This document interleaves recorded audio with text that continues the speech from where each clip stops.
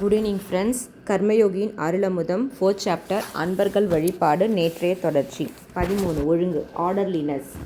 ஒழுங்கு என்பது டிசிப்ளின் கட்டுப்பாட்டை குறிக்கும். இங்கு ஆர்டர்லினஸ் என்ற கருத்தை ஒழுங்கு என்ற சொல்லால் குறிக்கின்றேன். டிசிப்ளின் ரெகுலாரிட்டி என்பவற்றுக்குள் ஒழுங்கு என்ற தமிழ் சொல் பொருந்தும் என்றாலும் ஆர்டர்லினஸ் என்பதே என் தலைப்பு. அதை குறிக்கவே ஒழுங்கு என்ற சொல்லை பயன்படுத்துகிறேன்.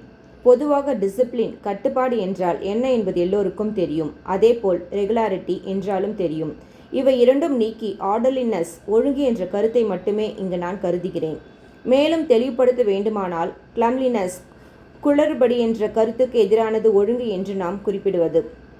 அலமாரியில் உள்ள புத்தகங்கள் மேஜை மீதுள்ள பொருட்கள் ஒழுங்காக அடுக்கி வைக்கப்பட்டிருக்க வேண்டும் என்பதே இங்கு கூறப்படும் கருத்து. அலமாரி மேஜையில் ஆரம்பித்து வீட்டில் உள்ள எல்லா இடங்களிலும் உள்ள எல்லா பொருள்களும் தலையணை, பாய், பெட்டி, படுக்கை, சமையல் சாமான்கள் மற்ற அறைகளில் உள்ள பொருட்கள் வேலை நடக்காத நேரத்தில் அழகாகவும் அடுக்காகவும் வரிசையாகவும் ஒழுங்காகவும் நிரந்தரமாக இருக்க ஏற்பாடு செய்யப்பட வேண்டும். இதையே ஒழுங்கு என்று நான் குறிப்பிடுகிறேன். ஒழுங்கு இருந்தால் அதற்குரிய சுத்தம் தேவை என்பதை சொல்ல தேவையில்லை. வீட்டில் உள்ள பொருட்கள் பலவகைப்பட்டவை. சமையல் சாமான்கள், கடப்பாரை, அரிவாள் போன்ற கருவிகள், புத்தகங்கள், படுக்கை சம்பந்தப்பட்டவை, எப்பொழுதோ உபயோகிக்கப்படும் பொருள்கள் என பல தரப்பட்டவை. அவையெல்லாம் உபயோகமில்லாத பொழுதும் ஒழுங்காக சுத்தமாக அடுக்கி வைக்கப்பட்டிருக்க வேண்டும். ஒரு எலக்ட்ரிக் பில் வேண்டுமானால், LIC ரசீது வேண்டுமானால், BA சர்டிஃபிகேட் வேண்டுமானால் வீடு முழுவதும் தேடுவது பெரும்பாலோர் பழக்கம். அப்படி இன்று எவை எங்கு இருக்கின்றன என்ற தெளிவுடன் வைக்கப்பட்டிருந்தால் ஒன்று வேண்டும் எனும் பொழுது நேராக சென்று எடுத்துக்கொள்ளலாம்.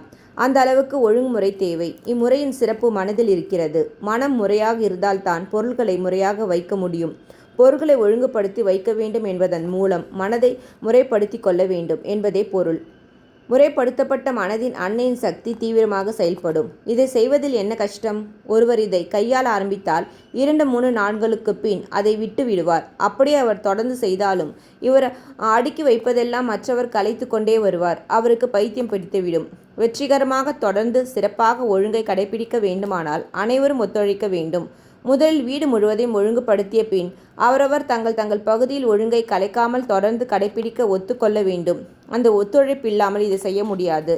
சுத்தம் சூப்பர்மெண்டல் ஃபோர்ஸ். அன்னையின் சக்தி வந்து தங்க அவசியம் என்பதைப் போல் ஒழுங்கு, குறிப்பாக மனதில் ஒழுங்கு, அன்னையின் நம்முள் வந்து செயல்படும் தங்கவும் அவசியம். சிறப்பாக இதை செய்து முடிக்க வேண்டுமென்றால் 1. நாம் முதலில் நம் மனதில் தீர்க்கமான முடிவை எடுத்து ஒழுங்கை பூரணமாக ஏற்படுத்தி தொடர்ந்து நிலைநிறுத்த வேண்டிய அவசியத்தை உணர வேண்டும். 2. வீட்டில் உள்ளவர்கள் அனைவரும் நம்மை போன்ற தீவிர முடிவுக்கு வரவில்லை என்றாலும் செய்து வைத்த ஏற்பாடுகளை கலைக்கக்கூடாது. தொடர்ந்து இருக்க வேண்டும் என்ற அளவிலாவது தீவிரம் கொள்ள வேண்டும். 3. ஒழுங்கை பூரணமாக நிலைநாட்ட தேவையான மற்ற பழக்கங்களை விரும்பி ஏற்றுக்கொள்ள வேண்டும். 4.